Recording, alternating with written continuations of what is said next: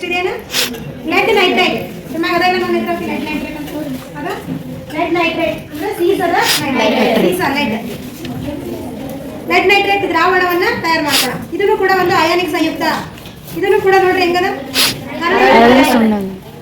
ಹರಳಿನ ರೂಪದಲ್ಲಿ ಅದ. ನಾನು ಪೌಡರ್ ತಗೋತೀನಿ ಲೆಡ್ ನೈಟ್ರೈಟ್ ಸರಿನಾ. ಈಗ ಏನು ಮಾಡೋಣ ನೀರು ತಗೊಂಡು ಈಗೇನು ಮಾಡ್ದೆ ನಾನು ಏನು ತಯಾರು ಮಾಡ್ಕೋತೀನಿ ಲೆಡ್ ನೈಟ್ರೈಟ್ನ ದ್ರಾವಣ. ಪೊಟ್ಯಾಷಿಯಂ ಅಯೋಡೈಡ್ ಅನ್ನ ನಾನು ಡೈರೆಕ್ಟ್ ಲಿಕ್ವಿಡ್ ಅದು ಸೊಲ್ಯೂಷನ್ ಅಂತ ಸೊಲ್ಯೂಷನ್ ಅಂದ್ರೆ ದ್ರಾವಣ. ಇದು ಆಲ್ರೆಡಿ ಕರಗಿಸಿ ದ್ರಾವಣ ಮಾಡೇ ಇಟ್ಟಾರೆ. ಓಕೆ, ಇದು ದ್ರಾವಣವನ್ನ ನಾನು ಇದರೊಳಗಡೆ ಹಾಕೋತೀನಿ.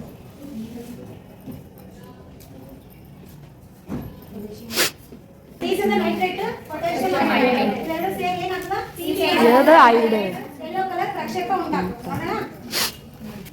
ಸೀಸದ nitrate potassium nitrate potassium iodide ಅನ್ನ ಈಗ ಸೀಸದ ನೈಟ್ರೇಟ್ ಒಳಗಡೆ ಇಡೋಣ. ಅಥವಾ ಇದರೊಳಗಡೆ ಇದೆ ಯಾವ್ದಾದ್ರು ಓಕೆ.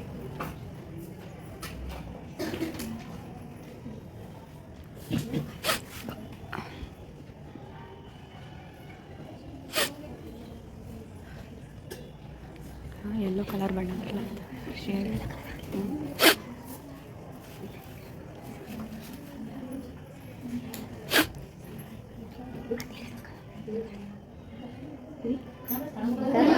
ಜಲವಿಲೀನಗೊಳ್ಳದ ಪ್ರಕ್ಷೇಪ ಅಂದ್ರೇನು ಜಲವಿಲೀನಗೊಳ್ಳದ ನಿಧಾನವಾಗಿ ಆಗುತ್ತೆ. ಇದನ್ನ ವೀಕ್ಷಣೆ ಮಾಡಿ ನಿಮ್ಗೆ ಗೊತ್ತಾಗುತ್ತೆ ಇದು ಹೆಂಗದ ನೋಡಿ. ಪ್ರಕ್ಷೇಪ ಅಂದ್ರೆ ಯಾವ ರೀತಿ ಇರ್ತದೆ ಈ ರೀತಿ ಮಗಳನ್ನು ಮಾಡಿದ್ರೆ ವೈಟ್ ಕಲರ್ ಪ್ರಕ್ಷೇಪ ಇದನ್ನು ಕೆಳ ಬಂದು ಮುಂದೆ ನೋಡಿ ನಂತರ ಸ್ವಲ್ಪ ನಿಧಾನ ನೋಡಿ. ಅದು ಕೂಡ ಜಲವಿಲೀನಗೊಳ್ಳದ ವಸ್ತು, ಅದಕ್ಕೆ ಪ್ರಕ್ಷೇಪ ಅಂತ. ಹಾಗಾದ್ರೆ ಇದೆ NaCl ಹೇಳಿದ್ರೆ NaCl ಅದೇ ಇದು ಪ್ರಕ್ಷೇಪ ಏನಂದ್ರೆ ಮ್ಯಾಲಿಂದ PBI ಕೆಳಗಡೆ ಏನಾಗಿದೆ ಹಿಂಗೆಲ್ಲ ನಿಧಾನವಾಗಿ ಪ್ರಕ್ಷೇಪ ನೋಡಿ. ನಿಮ್ಮ ಕಣ್ಣಿಗೆ ಕೆಳಗೆ ನೋಡಿ ಒಂಥರ ಮೊಸರಿನ ಥರ ಇರ್ತದೆ. ಪಾಸ್ ಮಾಡಿ ಎಲ್ಲ ನೋಡಿ.